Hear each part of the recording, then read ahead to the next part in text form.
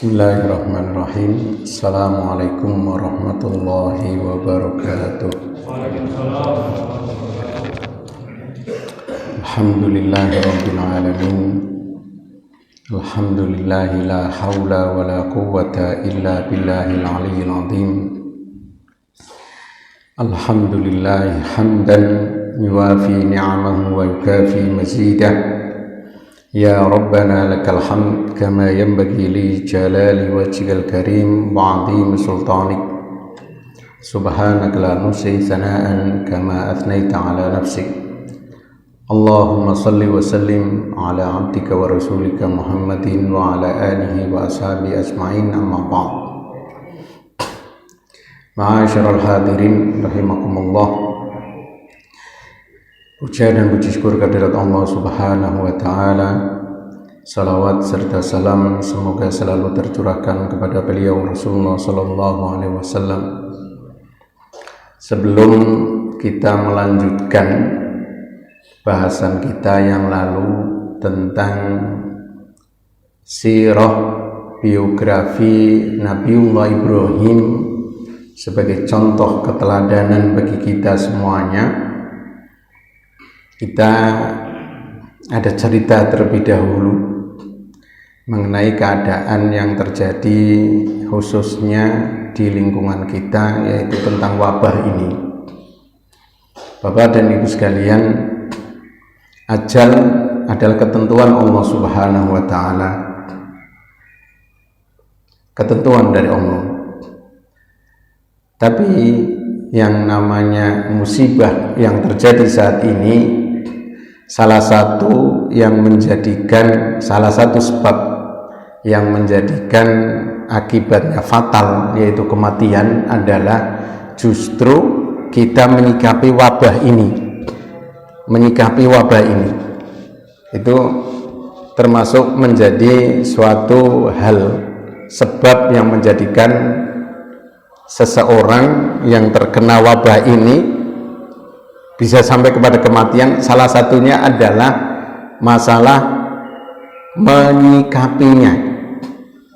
Ini pengalaman semuanya Bapak Ibu sekalian. Yang pertama, pengawas di SMA Al-Irsyad ketika cerita di salah satu kabupaten ada pejabat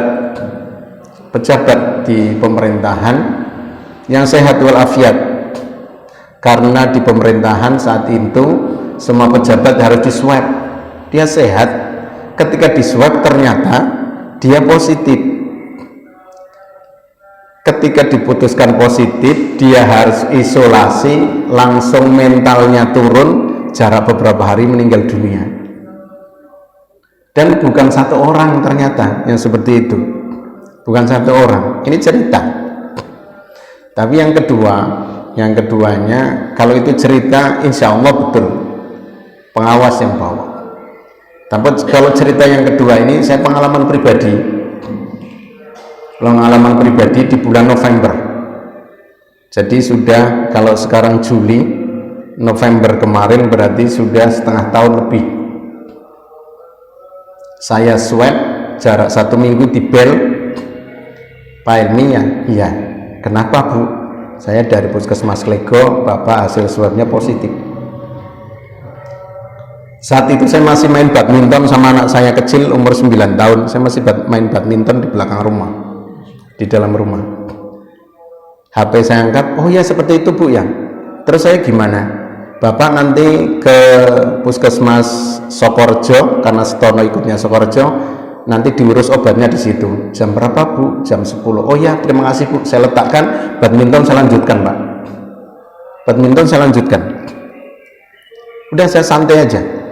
Istri saya sekitar jam 9-an, istri saya datang. Ada apa Bang? Hasil swab saya positif Bu. Lah terus jam 10 nanti suruh ke puskesmas. Oh ya sudah, santai aja dia. Oh ya sudah. Saya badminton saya lanjutkan, dia mandi, setelah itu sholat duha. Anak saya dengar seperti itu tanya, apa positif? Lah kok isi ning kene? Kata-kata isi ning kene Pak. Kenapa isi ning kene? Karena satu minggu yang lalu tetangga saya dempetan rumahnya Dia kena sakit jantung, dibawa ke rumah sakit keraton, jarak 1 minggu meninggal dunia.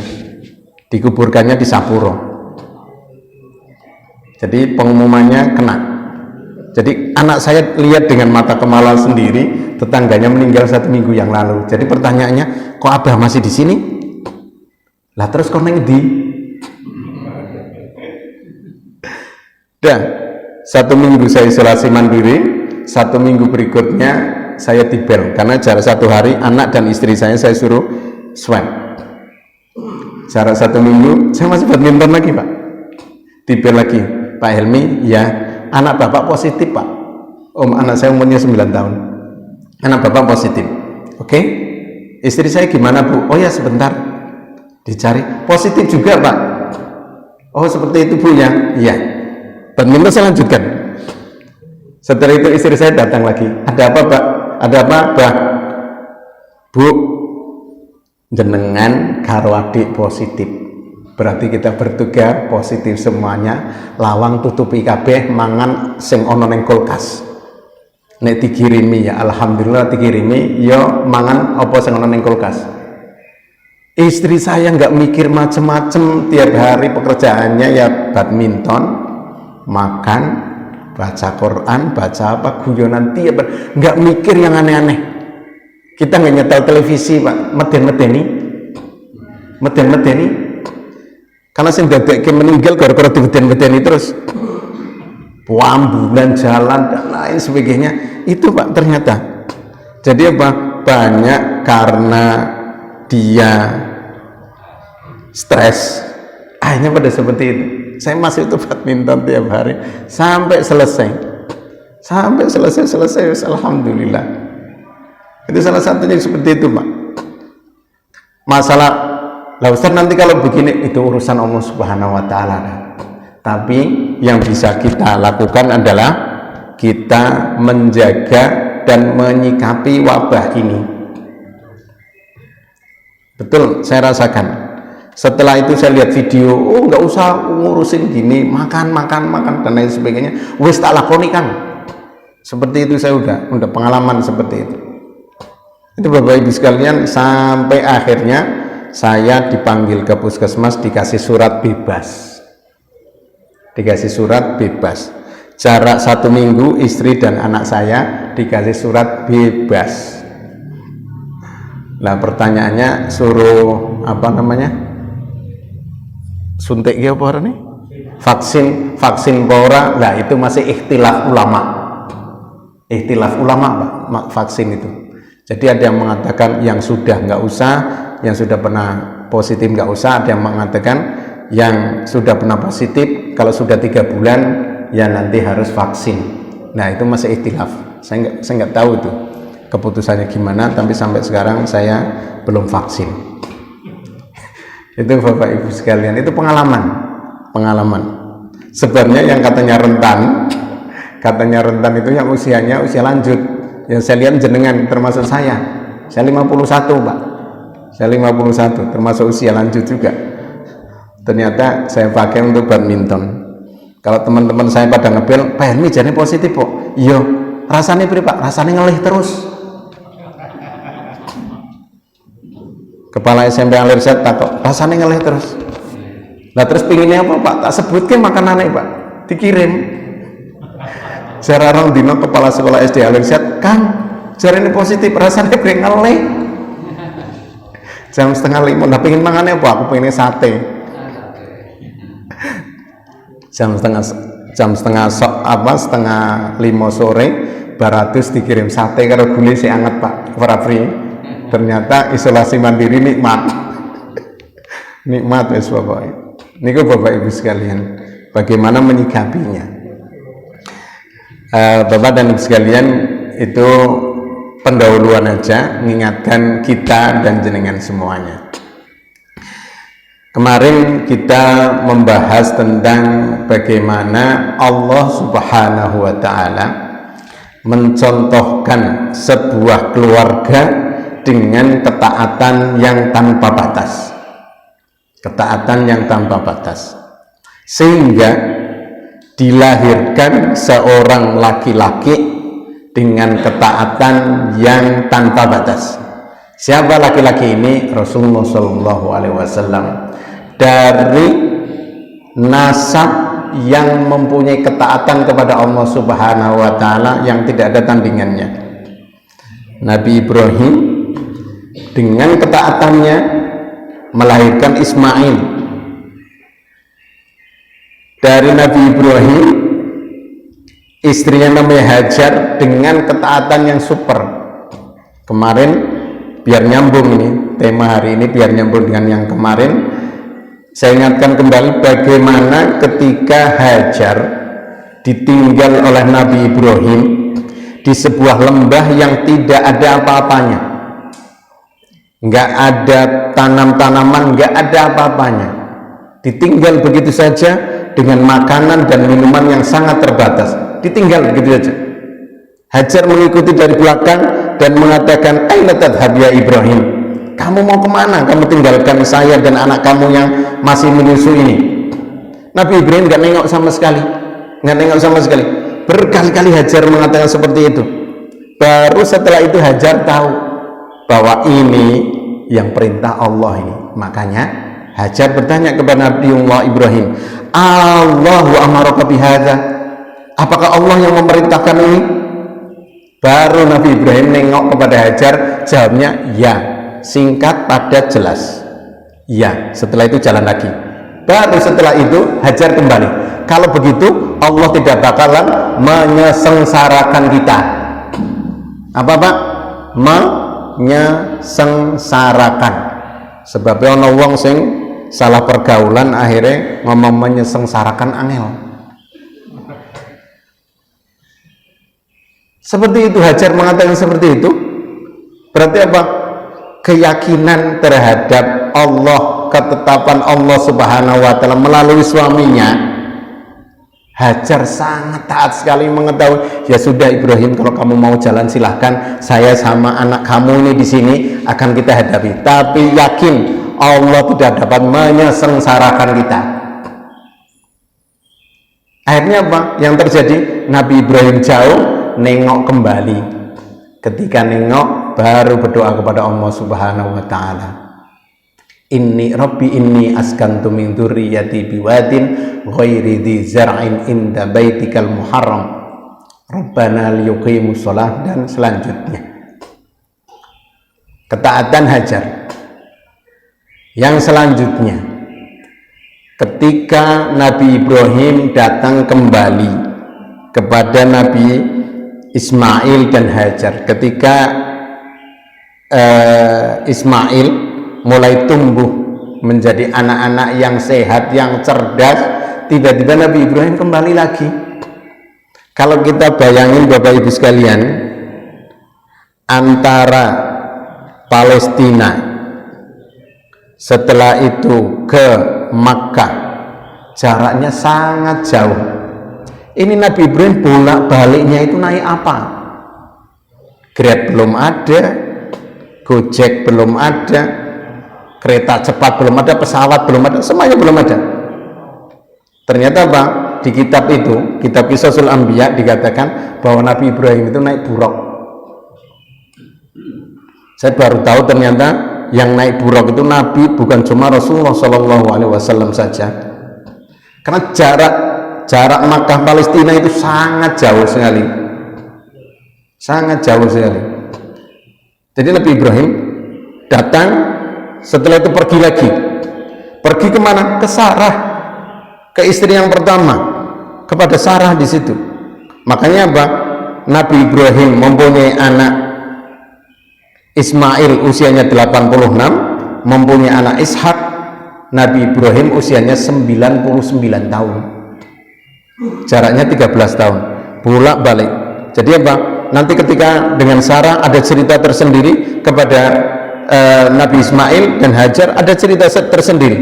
Ketika datang lagi, terjadilah kisah yang biasa jenengan dengarkan tentang penyembelihan Ismail, yang ternyata diganti oleh Allah Subhanahu wa Ta'ala dengan kambing yang sangat besar, yang kambing apa namanya, kabsh, kambing yang sangat besar, yang digembalakan di surga selama 50 tahun. Makanya Rasulullah SAW menyifati kambing itu dengan kambing yang sangat besar, sangat gagah. Kegagahannya Rasulullah menyifatinya dengan mempunyai tanduk yang sangat kuat. Paling enggak kalau kita mau korban bawa seperti ini, masuk kampung, tonggo-tonggo langsung tuku kecap, insya Allah tekan gonku. Nek kambing sing digawa semono tekan gonku ki insya Allah. Tapi nek sing digawa ki modele kok kayak aduh cara tekan gonku iki. Niki Bapak Ibu sekalian, Rasulullah menyifatinya seperti itu. Setelah itu ketaatan ini sampai nanti ketaatan Nabiullah Ismail ketika beliau sudah menikah. Jangan masih ingat ketika saya mengatakan gantilah tiang pintumu, sokone lawang kon ganti. Ternyata apa? Nabi Ismail langsung mengetahui bahwa dia disuruh untuk menceraikan istrinya, langsung diceraikan itu istrinya. Ketika Nabi Ibrahim datang, tidak bertemu Nabi Ismail, ketemunya istrinya Nabi Ismail, ditanya bagaimana kehidupan kamu, ternyata apa? Kesusahan semuanya yang diberitahukan.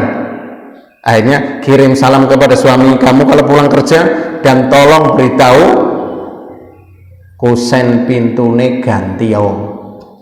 Ketika Nabi Ismail datang, diceritakan sama istrinya seperti itu, ganti kusen pintu artinya ganti istri.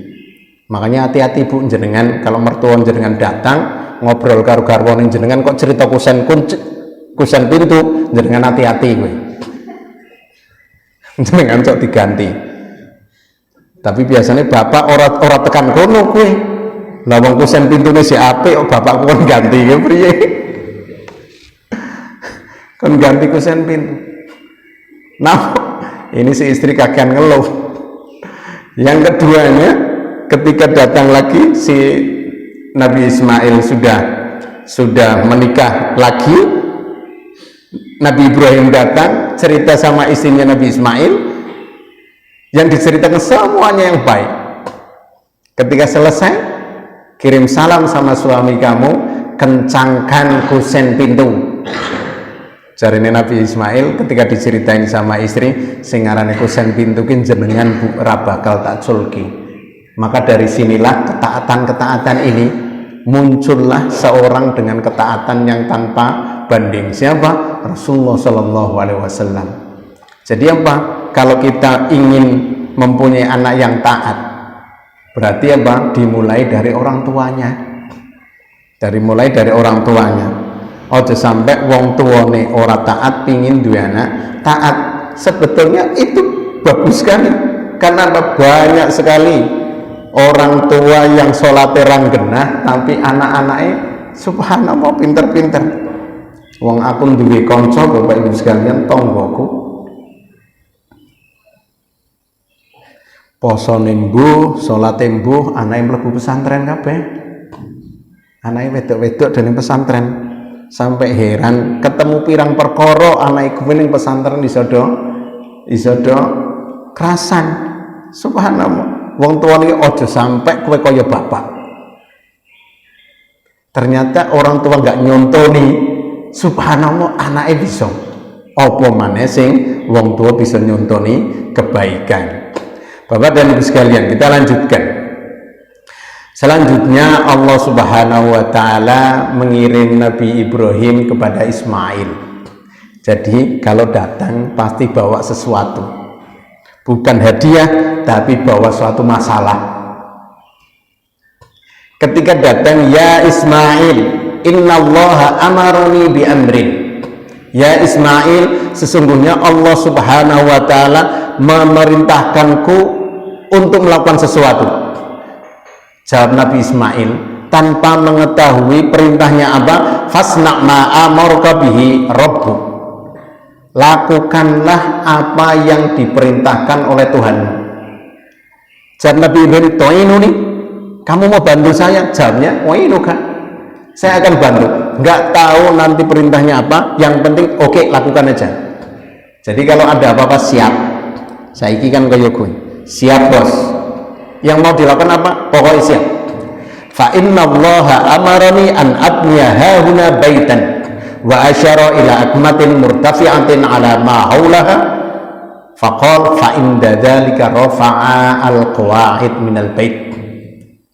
Ternyata Allah Subhanahu wa taala memerintahkan Nabi Ibrahim untuk membangun Ka'bah. Kata Nabi Ibrahim, nih saya disuruh bangun rumah di sini, maksudnya Ka'bah di sini. Ditunjukkan ke suatu tempat, ternyata apa? Dekat Nabi Ismail dulu ditinggalkan. Makanya kalau jenengan umroh, jenengan haji, Nabi Ismail ditinggalkan di kota Makkah, itu di Zamzam itu. Lah Ka'bahnya jaraknya cuma berapa meter dari situ? Semuanya di Masjidil Haram, masih ada di situ. Di Masjidil Haram, masih di lingkungan, bukan di lingkungan, di dalamnya Masjidil Haram di situ. Di sini kata Nabi Ibrahim.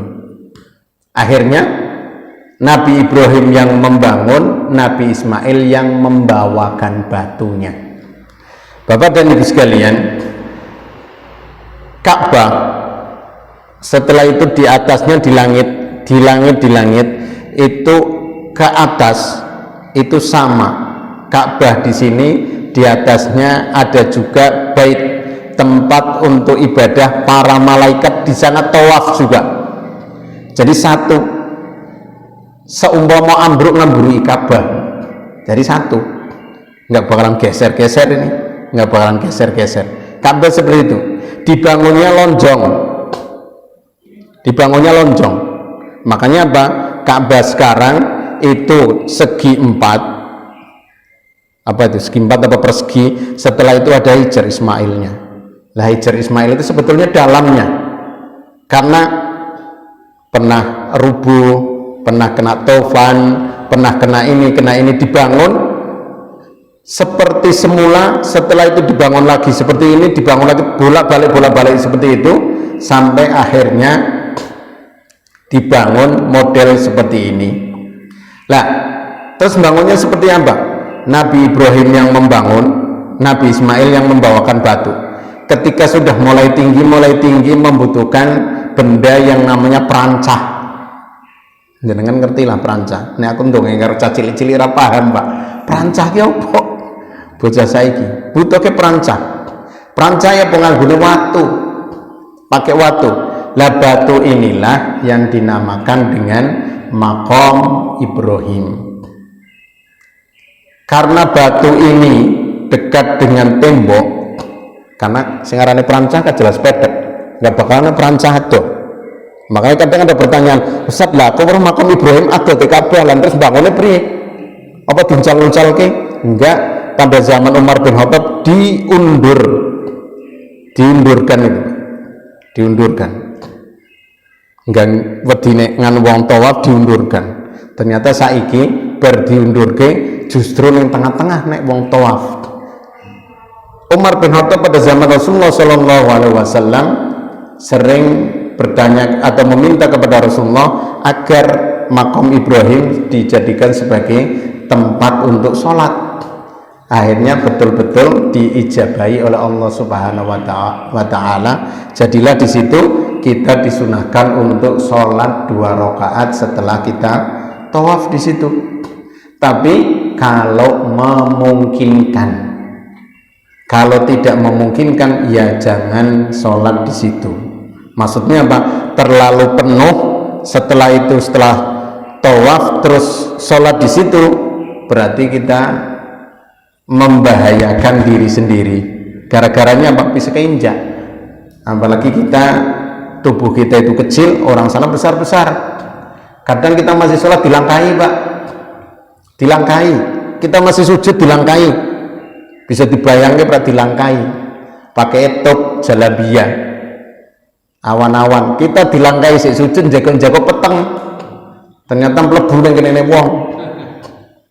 Itu dilangkahi. Karena adatnya beda, Pak, sana dengan di sini.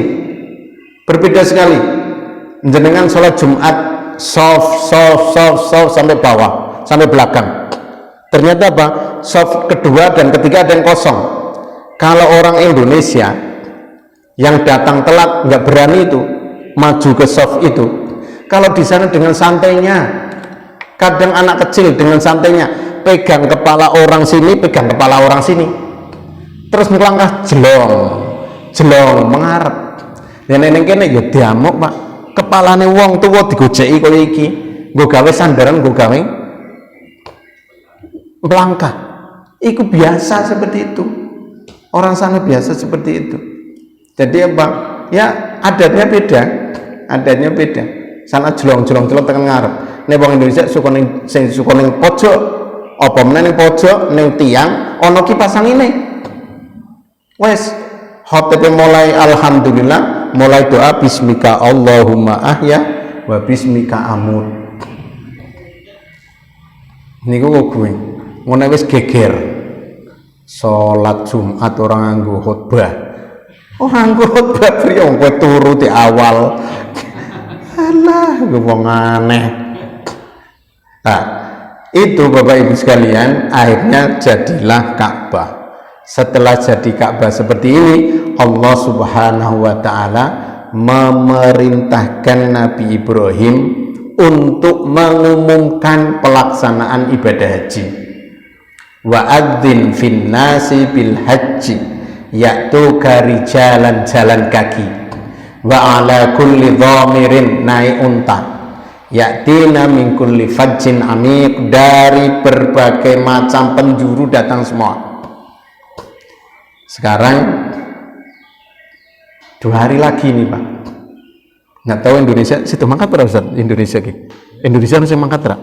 Orang nono Indonesia orang yang mangkat nggak ada yang berangkat udah 2 tahun nggak Indonesia nggak ada yang berangkat. Saya nggak tahu yang di tempat lain, tapi yang jelas sudah 2 tahun ini. Nabiullah Ibrahim ketika diperintahkan oleh Allah Subhanahu wa taala untuk menyampaikan seruan pelaksanaan ibadah haji, beliau mengatakan, ya Rabb, wa kaifa ablughun nas wa sauti la yanfaduhum. Bagaimana ya Allah, saya harus mengumumkan tentang pelaksanaan ibadah haji, suara saya nggak sampai, mikrofon belum ada, HP apa meneh nggak bakalan sampai. Maka jawabannya adalah, yang penting kamu lakukan, masalah sampai atau tidak sampai itu urusan saya, kata Allah Subhanahu wa taala. Makanya yang penting kita sampaikan. Kita menasihati, yang penting kita sampaikan. Masalah nanti dia mau berubah atau enggak, yang penting sudah kita sampaikan. Masalah nanti dianya mau berubah, yang penting kita sudah sampaikan. Rasulullah Shallallahu Alaihi Wasallam itu menyampaikan apa-apa dari Allah Subhanahu Wa Taala. Kita yang penting sampaikan ya Ibrahim. Faqama ala maqamihi wa qila alal hajari. Maka ketika mendengar seperti itu, Nabi Ibrahim naik ke suatu batu. Ada lagi yang mengatakan ke Bukit Sofa atau Bukit Abi Qubais. Qala ya ayyuhan nas inna rabbakum qad ittakhadha baitan fahajjuh. Sesungguhnya Tuhan kamu telah mengambil rumah ini sebagai tempat untuk ibadah, maka lakukanlah ibadah haji. Faqyuqal innal jibala tawadhu'at hatta balagha sautu arja al-ard. Ketika Nabi Ibrahim menyampaikan seperti itu, gunung-gunung pada tiarap sampai suara ini sampai kemana-mana. Hatta balagha sautu arja al-ard, sampai suara ini sampai kemana-mana. Wa asma'a man fil arhami wal aslab, sampai suara ini sampai kepada janin yang ada di perut ibu atau janin yang masih ada di tempat bapak. Jadi di situ Allah Subhanahu wa taala udah nyampaikan semuanya. Tinggal nanti siapa yang tercatat melakukan ibadah haji, siapa yang tidak tercatat. Tahun kemarin Pak, yang corona setelah itu dibatalkan, saya punya tetangga jual kaplingan tahun 2011. Harusnya dia berangkat. Ternyata dibatalkan. jarak 3 bulan meninggal dunia Pak. Si ibu ini meninggal dunia. Akhirnya apa? Diwariskan kepada anak yang kedua, jatahnya diwariskan kepada anak yang kedua, karena anak pertama sebetulnya berangkat sama si ibu ini. Jadi jatah ini, porsi ini diberikan kepada anak yang kedua sebagai warisan. Sudah dicatat oleh Allah Subhanahu wa taala, dia niatnya udah dicatat, udah bayar semuanya, cuma datang ke sananya nggak jadi. Ada orang yang tidak daftar, tidak apa-apa, tiba-tiba dia bisa haji. Saya pernah ceritakan di sini tahun 2019, tahun 2019 masih santai di rumah ngopi sore-sore, saya datangi, ente mau nggak pergi haji? Ralucu ah, jawabannya ralucu ah. Kok ralucu? Temenan ki aku serius. Tanggal 10 Juli tahun 2019 Pak, saya masih ingat, saya datang ke rumah orang ini jam 4:30 sore. Gelem ora ente pergi haji tahun iki? Jawabannya ralucu ah. Setelah itu tanggal 30 Juli dia berangkat betulan Pak, berangkat ibadah haji. Orang daftar, orang bayar. Orang daftar, orang bayar. Ketika Arafah, saya lihat di televisi siaran langsung, hujan deras di sana. Takbel. Ente ning disa iki, ning Arafah isi wukuf. Udan gede ora? Lah mbuh aku ora ngerti. Kok bisa nih?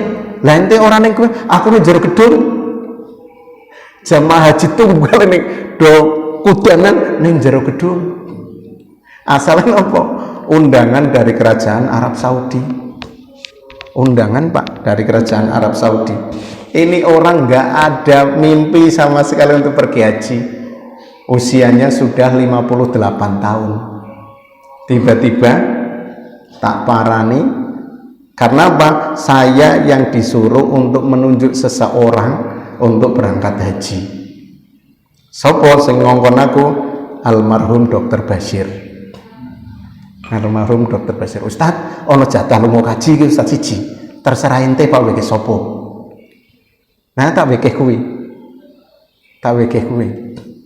Nek sama aku Ustadz Nasruddin, Ustadz Nasruddin semangat, Ustadz Nasruddin semangat, tak weke kuwi. Tapi kan masa kerjanya kalah, karena jawab ngomongnya priye, guru opo karyawan sing neng Alirsat, terserah guru opo karyawan sing neng Alirsat, terserah sopo. Masa kerjanya Pak Nasruddin kalah karo wong iki.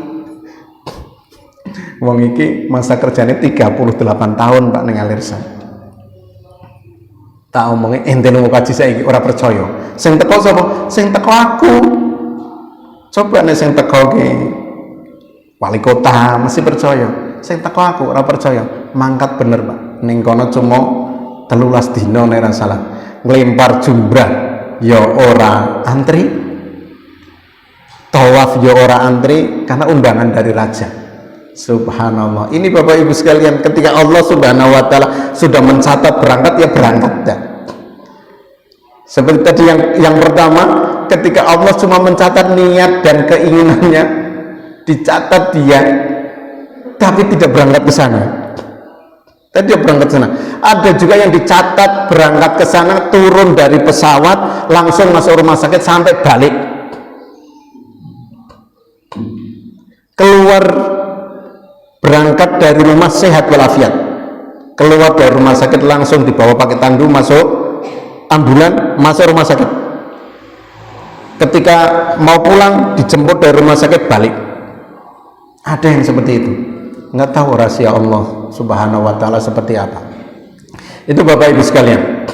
Sekarang kita mulai bagaimana Nabi Ibrahim mulai berdiskusi tentang Allah Subhanahu wa taala nanti yang berakhir dengan beliau dibakar oleh Raja Namrud. Yang pertama Bapak Ibu sekalian, beliau biasa berdiskusi dengan ayahnya. Dengan ayahnya. Ayahnya namanya Azar atau Tarikh. Imam Ibnu Katsir mengatakan kemungkinan dua nama ini, satu namanya, satu julukannya. dan nggak tahu Azar ini nama aslinya atau julukannya. Wadkur fil kitab Ibrahim innahu kana siddiqan nabiyya id qala li abihi ya abati lima ta'budu ma la yasma'u wa la yubsiru wa la yughni anka syai'a. Ini pertanyaan Nabi Ibrahim. Wahai ayahku, kenapa engkau menyembah sesuatu yang tidak bisa mendengar, tidak bisa melihat, dan tidak bisa memberikan manfaat sama sekali kepadamu? Ya abati inni qad ja'ani minal ilm ma lam ya'tika. Wahai ayahku, sesungguhnya sudah datang kepadaku ilmu dari Allah Subhanahu wa ta'ala yang tidak datang kepadamu. Fattabi'ni, maka ikutilah saya. Ahdika siratan sawiyah. Kalau seperti itu kamu bisa ngikuti, maka saya akan tunjukkan kamu jalan yang lurus. Ya abati la ta'budi syaitan. Ya abati la ta'budi syaitan. Inna syaitana kana lirrahmani asiyya. Wahai ayahku, janganlah engkau menyembah setan. Ini ada tulisan yang salah ini. Ini kelebihan. Nah. Ya abati la ta'budi syaitan. Inna syaitana kana lirrahmani asiyya. Jangan engkau menyembah setan, karena sesungguhnya setan ini selalu berbuat maksiat kepada Tuhan, kepada Allah Subhanahu wa ta'ala. Dari semua yang disampaikan oleh Nabi Ibrahim ini, alasan Nabi Ibrahimnya diletakkan di akhir. Apa? Ya abadi inni akhafu ayyamassaka adzabun minar rahman.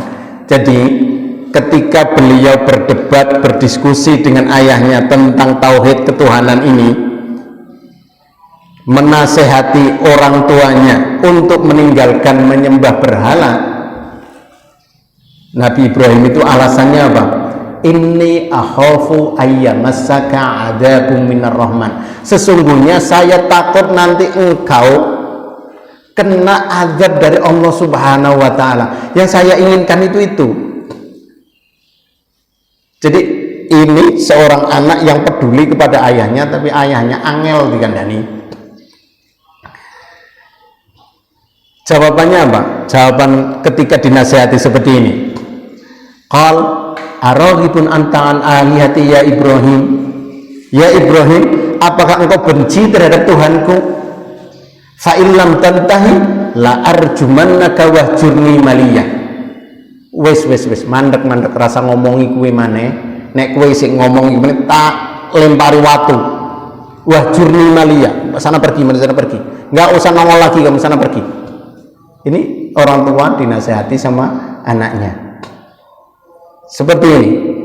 Tapi Nabi Ibrahim mengatakan qala salamun alaika sa'astaghfiru laka rabbi innahu kana bi hafiyya.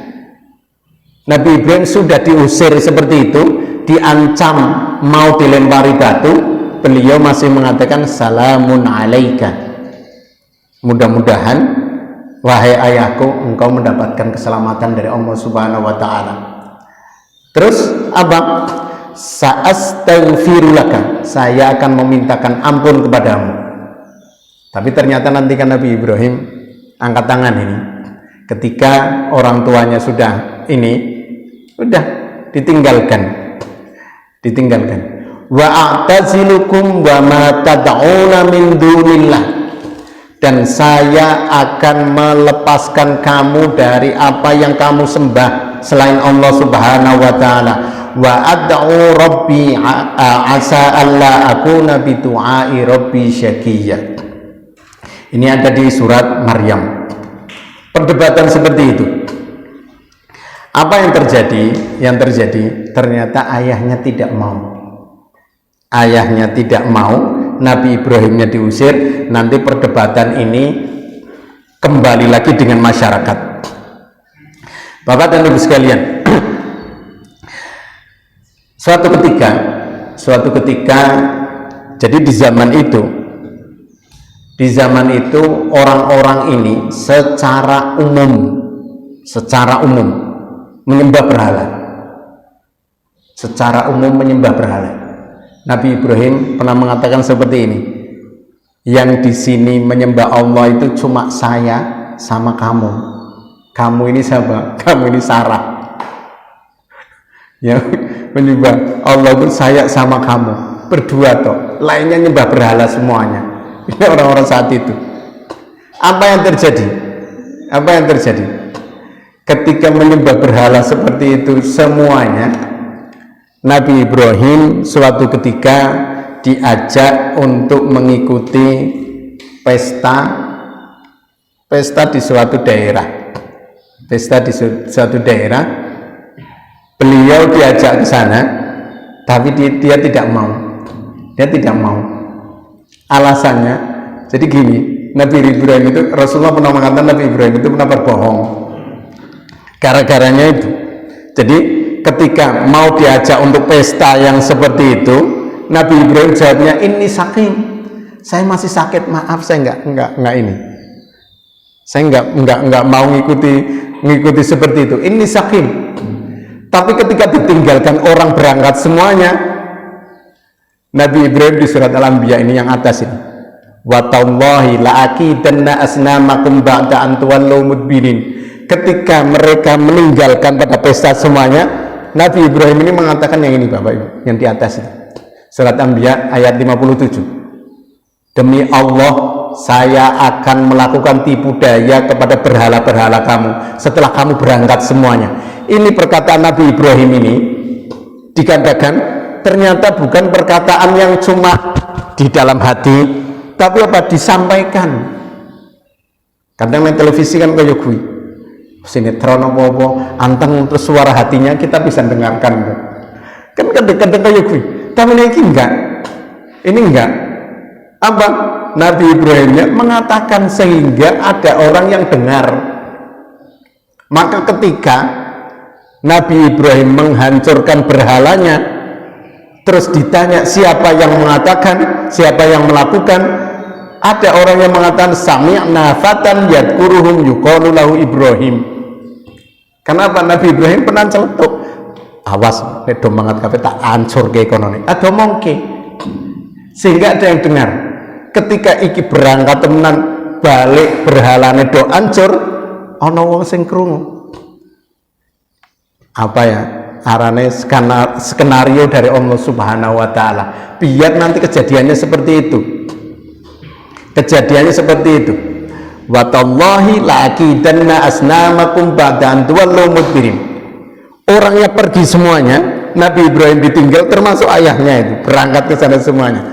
Faja'alahum judadan illa kabiran lahum la'allahum yarji'un. Dihancurin semuanya kecuali yang paling besar, la'allahum yarji'un, supaya mereka pada tanya kepada Nabi Ibrahim. Hanya apa? Mereka bertanya, man fa'ala hadza bi alihatina innahu laminadh-dhalimin. Sapa sing ngancurke iki? Sesungguhnya sing ngancurke iki wong sing zalim. Orang yang dengar tadi perkataan Nabi Ibrahim tadi mengatakan sami'na fatan yadkuruhum yuqalu lahu Ibrahim. Kami mendengar seorang pemuda yang benci sama berhala-berhala kita, namanya Ibrahim. Akhirnya apa? Qalu fa'tu bihi ala a'yunin nasi la'allahum yasyadun. Kalau begitu bawa ke sini di depan masyarakat semuanya, biar mereka lihat semuanya, nih orang yang namanya Ibrahim yang menghancurkan ini. Ketika ditanya Nabi Ibrahim dengan santai, qalu anta fa'alta hadza bi aliyatina ya Ibrahim. Ya Ibrahim, kamu ya yang melakukan ini. Jawabannya Nabi Ibrahim, qala bal fa'alahu kabiruhum. Yang melakukan yang besar.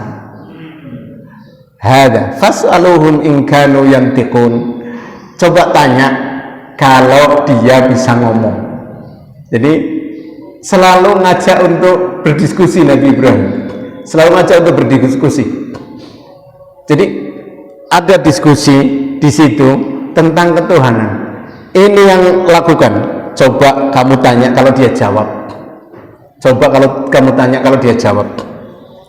Kan gitu Bapak Ibu sekalian. Secara logika nggak bakalan masuk kan? Secara logika. Minta sama berhala, minta sesuatu sama berhala sendiri nggak bisa apa-apa. Seperti yang pada zaman Rasulullah ada orang yang membuat berhala diletakkan di depan rumah. Setelah itu dia keluar rumah, dia minta izin sama berhalanya. Suatu ketika dia keluar dari rumah, berhalanya masih dikencingin anjing. Terus baru gue akhirnya pikir-pikir, lah ini berhala dikencingin anjing, gak bisa apa-apa kok saya sembah. Masuk Islam akhirnya. Gampang, menurut Gusti Allah gampang itu. Cara menjadikan orang ini berpikir logis gampang sekali. Dikirimkan anjing untuk ke situ, gampang sekali. Berhala seperti itu. Lah ini disuruh Nabi Ibrahim, coba itu yang ini yang besar, yang kerusak itu yang besar. Kalau kamu tanya, coba dia bicara atau enggak, bisa bicara atau enggak. Maksudnya apa? Kalau dia bisa berbicara, mungkin juga nanti bisa kamu jadikan sebagai Tuhan. Bicara aja enggak, terus gimana kamu mau jadikan dia sebagai Tuhan? Kamu jadikan dia sebagai penolong, dia sendiri nggak bisa berbicara. Alasannya apa? Dia ini iri, berhala-berhala yang kecil juga disembah, sehingga apa? Jengkel, sing cilik-cilik dikepruk jadi ancur kabeh. Kuwi alasane sing gedhi kaya kuwi. Coba mak takoni. Ya iso jawab kan? Iso jawab. Kalau sudah seperti itu, apa yang terjadi? Biasane nek wong saiki pokoke. Nah, pokoke kowe salah. Wis kena-kenaan anak mlayu dik ngomah nabrak sepeda motor dik mburi ini sepeda motor sing ditabrak. Bapakane bocah iki ngamuk, sing numpak sepeda motor salah, padahal anak sing nabrak. Pokoke sing nabrak niku Pak. Kalau nggak punya alasan ya pokoke. Bal fa'alahu kabiruhum hada fas'aluhum in kanu yantiqun. Coba kamu tanya, dia bisa berbicara atau enggak? Akhirnya yang terjadi adalah bahwa dia tidak bisa memberikan jawaban. Akhirnya yang terjadi seperti yang kita biasa dengar. Dibuatlah suatu tempat wadi, kayak lembah, di situ diisi dengan kayu yang segitu banyaknya. Sangat jengkelnya sama Nabi Ibrahim, sampai ada seorang ibu, kalau saya sembuh dari sakit, saya akan bawa kayu untuk membakar Ibrahim. Sangat jengkel Tuhane dihancuri, sangat jengkel sampai seperti itu. Terus Bapak Ibu sekalian, bagaimana caranya Nabi Ibrahim itu bisa masuk ke situ? Apakah Nabi Ibrahim diikat dulu, setelah itu dikasih kayu dibakar, ataukah kayu dibakar dulu, setelah itu diberitahu monggo Mas Ibrahim jenengan mlebet mawon? Ternyata apa? Ketika sudah besar seperti itu, api sudah besar, Nabi Ibrahim dilemparkan pakai alat yang namanya minjanik. Minjanik ini nanti merubah jadi motor tank gawe perang. Itu minjanik dari zaman Nabi Ibrahim, yang membuat seorang dari bangsa Kurdi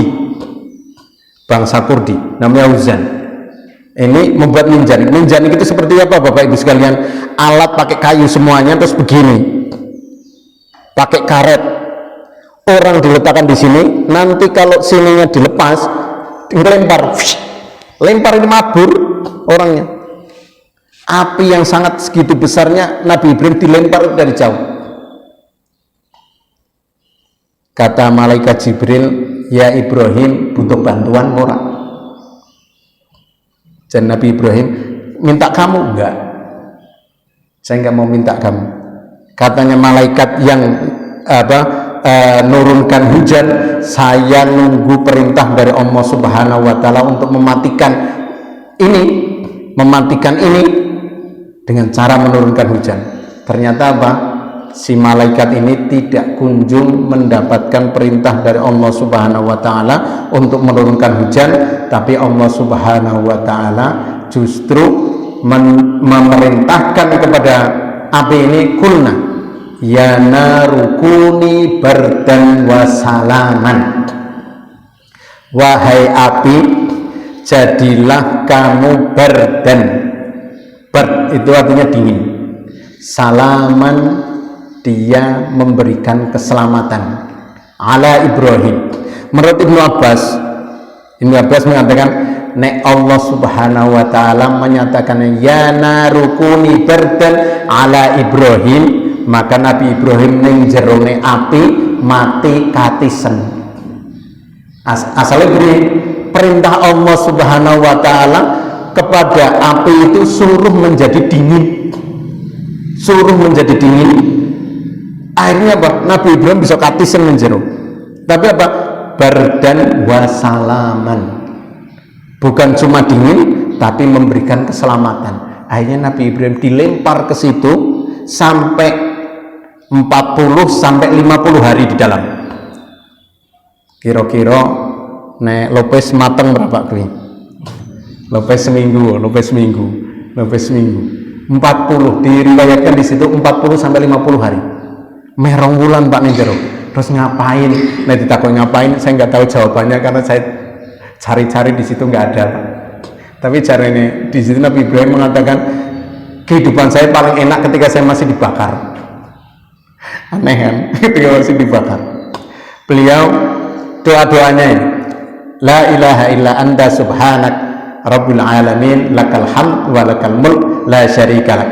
Ketika dilemparkan hasbunallah wa ni'mal wakil, hasbunallah, cukup Allah Subhanahu wa taala yang memberikan. Setelah selesai Nabi Ibrahim keluar di situ.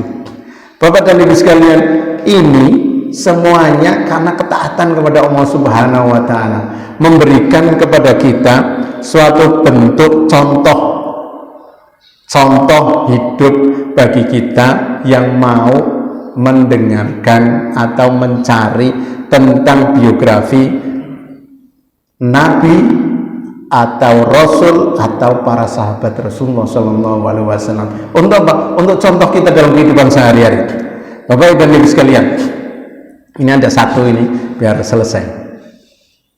Wah, jam 1. Ini kejadian seperti ini. Ini jawaban ini juga.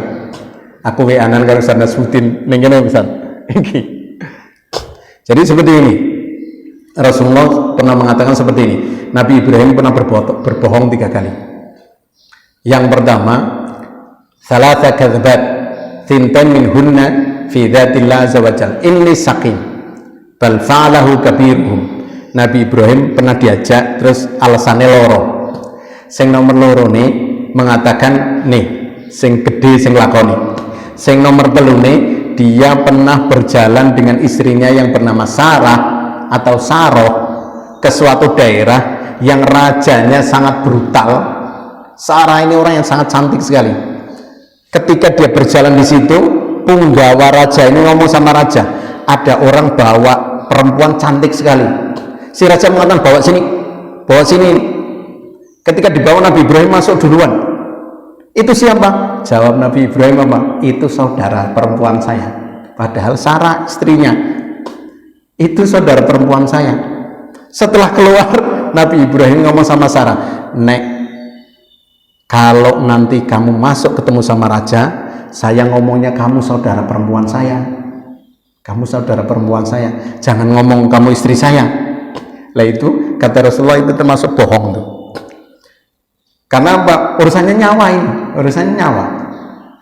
Kalau dia dikatakan sebagai istri, Sarah diambil, Nabi Ibrahim pancung tuh udah selesai. Istrinya diambil pancung. Tapi kalau jadi saudaranya, Nabi Ibrahim jadi besan. Seumpama diambil, semua diambil. Sarah diberitahu, kalau kamu nanti masuk ke sana, beritahu kalau kamu saudara perempuan saya. Maksudnya Nabi Ibrahim apa? Kamu saudara perempuan seakidah, karena orang yang nyembah Allah cuma kamu sama saya. Akhirnya masuk ini Sarah di situ. Ketika masuk di situ, rajanya melihat kecantikannya langsung nubruk. Ternyata Allah Subhanahu wa taala bertindak lain, berketetapan lain. Dia langsung seperti kena stroke. Fa ukhidha ahdzan. Kata ukhidha ahdzan ini dia diambil, dia mendapatkan suatu kejutan dari Allah Subhanahu wa taala, nggak bisa apa-apa. Akhirnya si raja ini mengatakan, doakan saya kepada Tuhan kamu dan saya akan tidak akan nyakiti kamu. Didoakan sama Sarah, sembuh saat itu. Ketika sembuh, nubruk lagi, digitukan lagi sampai 3 kali. Sampai 3 kali. Setelah 3 kali dia minta doakan lagi, sembuh lagi. Dia ngomong sama yang tadi, penjaganya, ngomong, yang kamu datangkan ke depan saya bukan manusia tapi setan. Akhirnya dia lihat Sarah yang begitu cantiknya, kalau dulu mau nubruk sekarang mengatakan dia setan.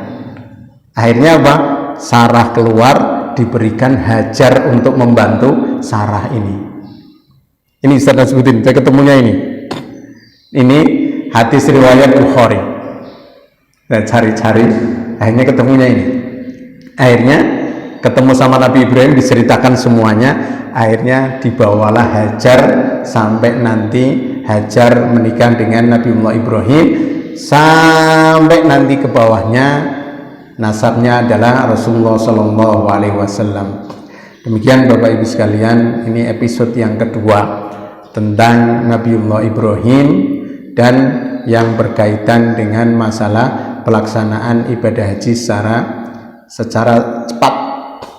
Demikian, mudah-mudahan bermanfaat bagi kita semuanya. Subhanakallahumma bihamdika asyhadu an la ilaha illa anta astaghfiruka wa atubu ilaik. Wassalamualaikum warahmatullahi wabarakatuh.